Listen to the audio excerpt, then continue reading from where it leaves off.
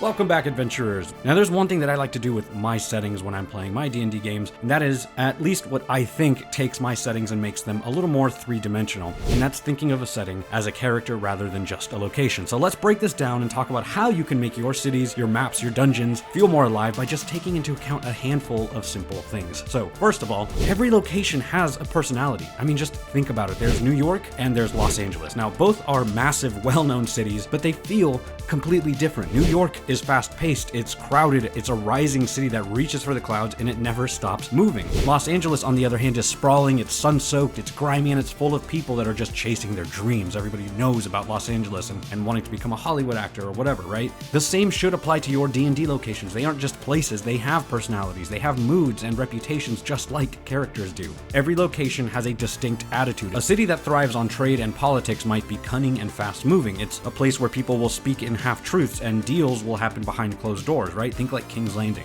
Or on the other side of that, a town that has suffered years of war might be wary and hardened, where people watch newcomers with suspicion. A ruin that's buried under centuries of dust might feel lonely and forgotten, waiting for someone to uncover it. So when you're building a location, ask yourself, what is it like here? Is it overwhelming? Is it welcoming? Is it tense? How do people act? Are they keeping their heads down? Do they celebrate life in the streets? Or do they speak in hushed tones? And when someone walks into the place, what is the first thing that someone notices? Is it the smell of salt and fish because it's a port city? Is it the echoing bells of a city that's ruled by faith, or the eerie silence of a village that's been completely abandoned?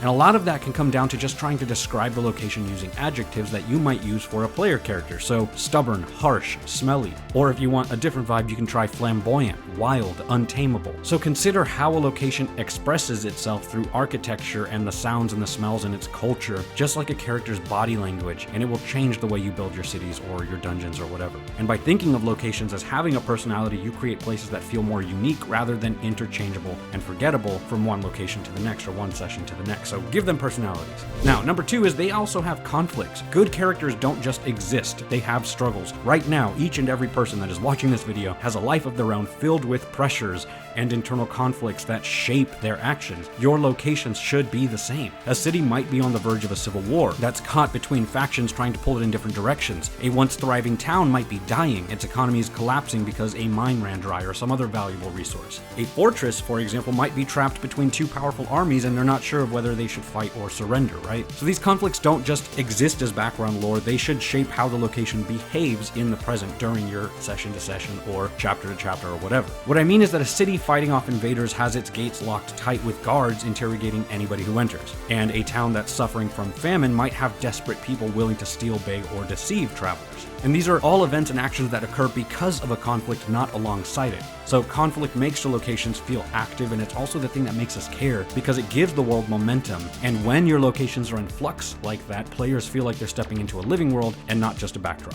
Now, the third thing is that locations have desires and goals, and I know that's a really weird thing to say, but just like characters, locations don't just exist in a state of conflict. That would be awful and anxiety-inducing. They also have wants, they have desires and goals and wishes. Everyone has a thing that they want, whether that's for a meaningful reason, a selfless reason, or a selfish reason. So ask yourself, what does this place want?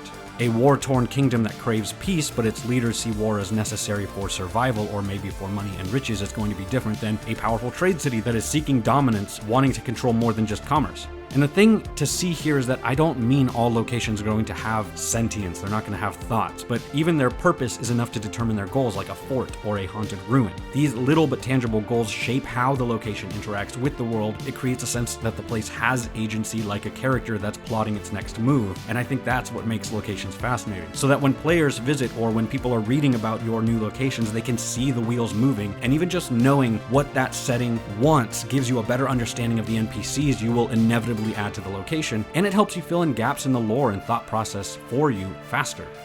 Look, I get it. You want to be the DM that blows everyone's mind. You want to have a session so good that players can't stop bragging about you. But sadly, it just never happens. You put all of that work in, and they just do their thing. You know, they eat their pizza and they go home with a see you next week gang. Well, here's the trick to taking your session from just another week to holy that gave me the chills. Described is a platform where the DM gets one subscription. Literally, if every player chipped in the price of a coffee, you could play for a whole year. And the DM builds these incredible immersive soundscapes with maps and text and ambience and music and sound effects all right there in one spot for all of the players to experience right there. And if you want to check out what I mean, click the link down below and use my code FANTASYFORGE. I literally got chills the first time I was being run through the program. I can't even imagine what it must be like for players the first time, so go check out Describe, you won't regret it. It's the secret trick you've been looking for, and if your players don't lose their minds the first time you introduce it to them, then honestly they just don't deserve you. The fourth thing is that locations change over time. Characters evolve, they grow, they adapt, and they respond to the world around them. You are not the same person you were 10 years ago or 20 years ago, or at least I hope you're not. And your rogue won't be the same person after they fail that heist that gets their best friend killed. Your locations should be doing that same thing. So if players return to a place after a long absence, it should reflect that passage of time. That's what I'm trying to get at. A city that was once thriving might now be struggling under new leadership. A town that was saved from bandits by the party or by your main characters or whatever might have been rebuilt stronger than before. And if they uncover a ruin and they find treasures down there, well, now you've attracted treasure hunters. So even with a single visit, locations should feel dynamic. A city that's on the brink of war will have rising tensions. They're going to have more guards, nervous merchants. They're going to have hushed conversations. Or, to break it down in even smaller steps, a town that's celebrating a festival will feel completely different at dawn when people are preparing compared to midnight when the celebrations are in full swing. And when you make those locations evolve, you're creating a place that your players are going to want to check in on, or your readers are going to want to continue to read about, and they're going to think about and interact with those locations over time. And the last thing is that locations have memories. Just like NPCs hold grudges and form alliances and change based on interactions, your locations should remember what happens to them. And again, I'm not talking about sentience. What I mean is, if the players burn down a building, it leaves a mark, whether it's the charred remains of the tavern they once drank in, or it's the new construction that's rising in its place. So if they saved a town from raiders, the people remember that, and some people might be grateful and others might be afraid of the kind of attention that that town is now attracting because the party put them on the map. And just like a character, a location can grow to love or hate the party. A crime-ridden city might see them as heroes or rivals depending on whose side they took.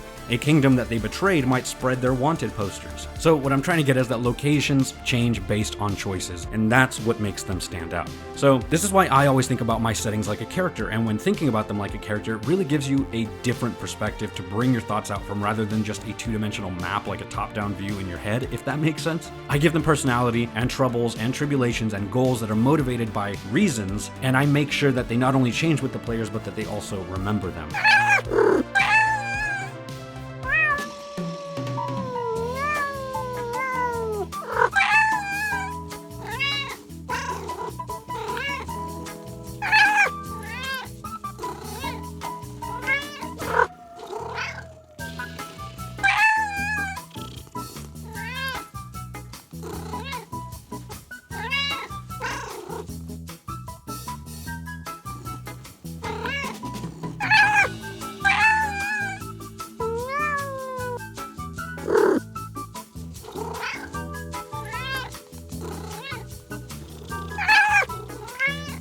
If you were paying attention in today's video, leave a timestamp in the comments down below with where you saw our little buddy Tobias, and you might just get shouted out in the next video. Let me know in the comments down below, what do you do to make your settings stand out? As always, thank you so much for watching. Forge on, my friends, and we'll see you next time, adventurers.